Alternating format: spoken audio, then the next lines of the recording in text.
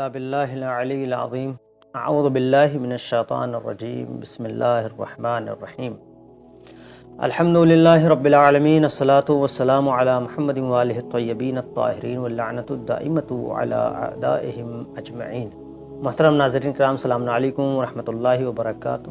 ایک مرتبہ پھر آپ تمامی حضرات کی خدمت میں ہم حسن اخلاق کے حوالے سے پروگرام لے کر حاضر ہوئے ہیں، اور بہرحال مسلسل ہماری گفتگو حسن اخلاق کے سلسلے سے چل رہی ہے، اور تقریباً 6 قسطیں اب تک حسن اخلاق کے سلسلے سے ہو چکی ہیں۔ 7ویں قسط بھی انشاءاللہ اسی حوالے سے، اور انشاءاللہ آخر کی کچھ قسطوں میں جو سوء اخلاق ہوتا ہے اور خراب اخلاق ہوتا ہے،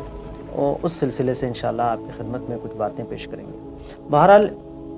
مسلسل آپ کی خدمت میں اہل بیت علیہ الصلوۃ والسلام کے فرامین پیش کرنے کی کوشش کر رہا ہوں کہ پیغمبر اکرم اور ائمہ علیہ الصلوۃ والسلام نے کس طریقے سے ہمیں بہترین اخلاق کا مظاہرہ کرنے کی کا حکم دیا ہے، بلکہ جو مسلمان کی نشانیوں میں سے یہ بتایا ہے، اور بلکہ اسلام کا جو اخلاق بتایا گیا ہے وہ یہی بتایا گیا ہے کہ مسلم ہوتا کون ہے؟ مسلم وہ ہوتا ہے جو یحترم الکبیر، جو بزرگوں کا احترام کرے، وہ یقدر، اور کیا کرے، اس کا ان کی تقدیر کرے، ان کی عظمت کرے، ان کی عزت کرے، ان کا احترام کرے۔ اور مسلم کون ہوتا ہے؟ مسلم وہ ہوتا ہے یرحم الصغیر، چھوٹوں پر رحم کرے، عاطفیت دکھائے، یہ مسلم ہوتا ہے۔ تو بہرحال یہ حسن اخلاق ہے، یہ اسلام کا اخلاق ہے۔ ایک مقام پر امام صادق علیہ الصلوۃ والسلام ارشاد فرماتے ہیں، ایک شخص کو مخاطب کرتے ہوئے فرماتے ہیں کہ الا احدثک، کیا میں تمہیں نہ بتاؤں مکارم الاخلاق کے بارے میں، بہترین اخلاق کے بارے میں، کہ بہترین اخلاق کیا ہے؟ اس نے کہا مولا بتائیے، کیوں نہیں؟ امام نے فرمایا الصفح عن الناس، لوگوں کو معاف کر دینا، لوگوں سے یعنی کہ اگر غلطی سرزد ہو جائے تو ان سے معاف کر دینا ان کو، اور ومواساۃ الرجل اخاہ فی اللہ، اور اللہ کے لیے کسی بھی شخص کو، اپنے دینی بھائی کو، کسی بھی شخص کا یعنی اس کے لیے رنجیدہ ہونا اور اس کے رنج میں شامل ہونا اور اس کو یعنی تسلی دینا اللہ کے لیے اپنے دینی بھائی کو، یہ بہترین اخلاق ہے۔ اور وذکر اللہ کثیرا، اور اللہ کا زیادہ سے زیادہ ذکر کرنا، یہ بہترین اخلاق ہے۔ یعنی اہل بیت علیہ الصلوۃ والسلام نے اس طرف اشارہ کیا کہ اگر ہم لوگوں سے یعنی کوئی غلطی سرزد ہو جائے، کوئی یعنی معذرت کر لیں، کوئی مسئلہ ہو گیا ہے تو معذرت کر سکتے ہیں، اور اگر ان کی جانب سے ہو گیا تو معذرت کر سکتے ہیں، ہماری جانب سے ہو گیا ہے تو ہم معذرت کر سکتے ہیں، کہ اور لوگوں کو تسلی دے سکتے ہیں، لوگوں کے غم میں شریک ہو سکتے ہیں۔ یہ بہترین اخلاق ہے، یہ اخلاق اہل بیت علیہ الصلوۃ والسلام ہے۔ اس بات کی طرف اہل بیت علیہ الصلوۃ والسلام نے اشارہ کیا ہے، اور لوگوں سے چاہا ہے کہ وہ اس طریقے سے رہیں۔ خود اہل بیت علیہ الصلوۃ والسلام کی ساری زندگی اس طریقے سے رہی ہے، اور ائمہ نے اس طریقے سے گزاری ہے کہ کوئی بھی، وہ الگ بات ہے کہ ان کے کچھ ایسے لوگ تھے اس زمانے میں جو باقاعدہ اہل بیت علیہ الصلوۃ والسلام کو پسند نہیں کرتے تھے، لیکن عام طور پر یعنی جو لوگ ان کے واقعاً دشمن تھے، وہ بھی اہل بیت علیہ الصلوۃ والسلام کے اخلاق کو مانتے تھے، وہ بھی ان کے حسن گفتگو کو مانتے تھے، وہ بھی ان کے حسن کردار کے قائل تھے، وہ بھی ان کی سچائی کے قائل تھے۔ وہ کسی وجہ سے اور کسی معاملات، جو حکومتی معاملات کی وجہ سے ان کے مخالف تھے، لیکن اس کے باوجود اہل بیت علیہ الصلوۃ والسلام کو سچا بھی مانتے تھے، بااخلاق بھی مانتے تھے، اور باقاعدہ ان کا یعنی اقرار کرتے تھے۔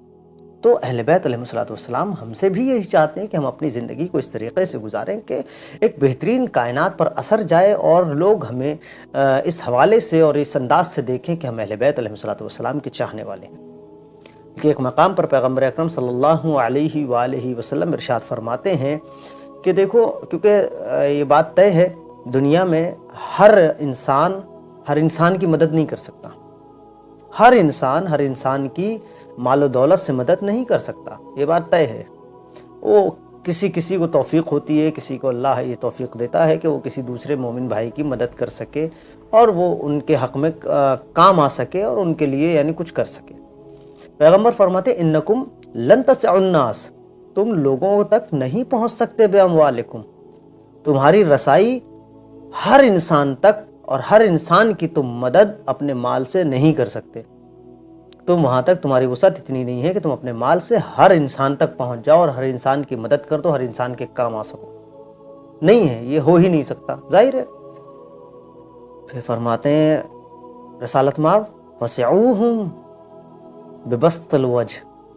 اگر یہ نہیں کر سکتے تو ایک کام کرو، اپنے چہرے کے ذریعے سے، یعنی آپ اپنا یعنی خود کو پیش کریں، اپنا حسن اخلاق پیش کریں. ببسط الوجہ و حسن الخلق، اپنے اچھے کردار سے، اپنے اچھے انداز سے، مسکراتے ہوئے چہرے کے ساتھ ان کے سامنے چلے جائیں تو گویا آدھی جو پریشانی ہے لوگوں کی دور ہو جاتی ہے اگر کوئی مسکرا کے بات کر دے. اور تو بہرحال کیونکہ ہر انسان کو تو انسان مال کے ذریعے سے مدد نہیں کر سکتا، لیکن اگر مسکرا کے تسلی دے دے، مسکرا کے بات کر لے تو پھر اس کی کافی حد تک اس کی دلجوئی ہو جاتی ہے، اور جو انسان دل برداشتہ ہے وہ کم سے کم تھوڑا بہت اس کے دل کو آرام ملتا ہے، سکون ملتا ہے. اور حسن اخلاق پیش کرے. کتنی بڑی بات ہے، پیغمبر فرماتے اگر مال کے ذریعے سے تم وہاں تک نہیں پہنچ سکتے لوگوں تک تو حسن اخلاق کے ذریعے سے پہنچ سکتے. اور یہ بات کائنات میں عام ہے، بہت سارے لوگ ایک دوسرے کو ہم نہیں جانتے، لیکن کبھی کبھی ہمارا کردار ایسا ہوتا ہے کہ وہ لوگ ہمیں یاد رکھتے ہیں اور ہم لوگوں کو یاد رکھتے ہیں ان کے کردار کی وجہ سے. یعنی انسان نے ان کی کوئی مالی امداد نہیں کی ہے کسی نے، یا ہم نے کسی کی مالی امداد نہیں کی مثلا، لیکن